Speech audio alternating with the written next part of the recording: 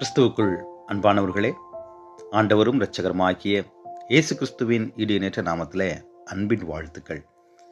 கடந்த 2 மாதங்கள் கர்த்தருடைய கரம் நம்மை பாதுகாத்து பராமரித்து புதிய மாதத்திற்குள்ளாய் பிரவேசிக்க செய்த கிருபைக்காய் அவருக்கு நாம் நன்றியுள்ளவர்களாக இருக்க அழைக்கப்படுகிறோம்.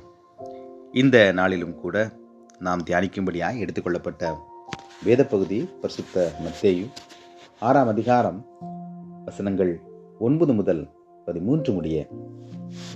இறைவனுடைய விருப்பம் செய்கிறவர்களாக. எனக்கு பிரியமானவர்களே, ஆண்டவர் தம்முடைய பிள்ளைகளுக்கு அவர் கற்பித்த ஜெபத்தின் வழியாக இறைவனின் விருப்பத்தை நாம் செய்ய விரும்புகிறவர்களாக இருக்க கற்றுக் கொடுக்கின்றார். தேவனுடைய சித்தம் என்றால் இறைவனுடைய விருப்பம் அல்லது வாஞ்சை என்பதாகும். நீதி என்றால் அவருடைய பார்வையில் சரியானதாகும். தேவனோ நீதியை செய்ய சித்தம் கொண்டவராக இருக்கிறார் என்றால் அவர் எந்நாளும் சரியானதை மட்டுமே செய்ய விருப்பம் கொண்டவராக இருக்கிறார் என்று பொருள்படுகின்றது. கடவுள் வீற்றிருக்கும் பரமண்டலத்தில் அவருடைய விருப்பம் மட்டுமே நடக்கின்றது.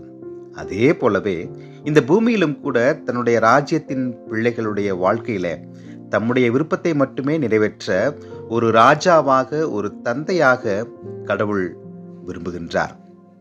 நம் தனிப்பட்ட வாழ்விலும், குடும்பம், சபை மற்றும் நாம் வாழும் சமுதாயத்திலும் கூட இறைவனது சித்தமாக அவரது விருப்பங்கள் மட்டுமே செயல்பட வேண்டும் என்பதுதான் நம் ஜெபமாக இருக்க வேண்டும். பூமியிலும் அவருடைய சித்தம் செய்யப்படுவதாக என்றால் அவருடைய விருப்பம் அவரது குடும்பத்தின் பிள்ளைகளாகிய நம்மிடமிருந்தே துவங்க செயல்பட வேண்டும்.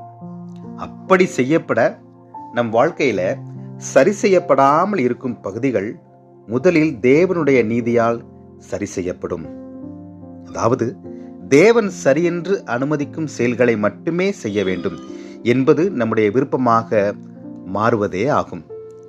சரியற்றவைகளை சரி செய்ய சரியான வழியை கடவுள் நமக்கு காட்டுவார்.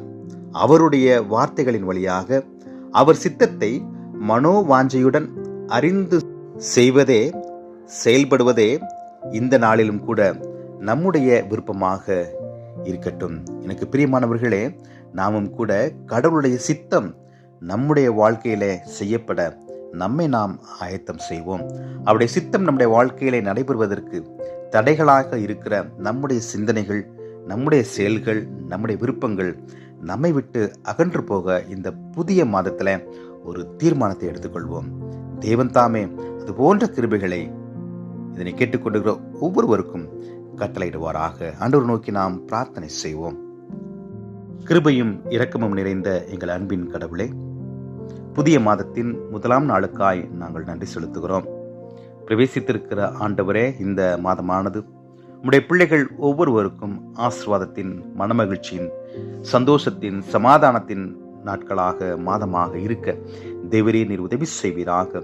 உம்முடைய சித்தம் உம்முடைய பிள்ளைகளுடைய வாழ்க்கையில நிறைவேறட்டும். அதற்கு தடைகளாக இருக்கிற எல்லாவற்றையும் தேவன் தாமே நீர் உடைத்து கட்டுகளை அவிழ்த்து நன்மைகளை, கிருபைகளை, ஆசீர்வாதங்களை, சமாதானத்தை உம்முடைய பிள்ளைகளுடைய வாழ்க்கையில நிறைவேற தேவரே நீர் உதவி செய்வீராக. உம்முடைய சித்தம் பரமண்டலங்களிலே எவ்வளவு வல்லமையாய் செயல்படுகிறதோ அதே போல இதனை கேட்டுக்கொண்டிருக்கிற நம்முடைய பிள்ளைகள் ஒவ்வொருடைய வாழ்க்கையிலும் உம்முடைய சித்தம் நிறைவேறட்டும். அவர்கள் சந்தோஷமாயிருக்கட்டும்.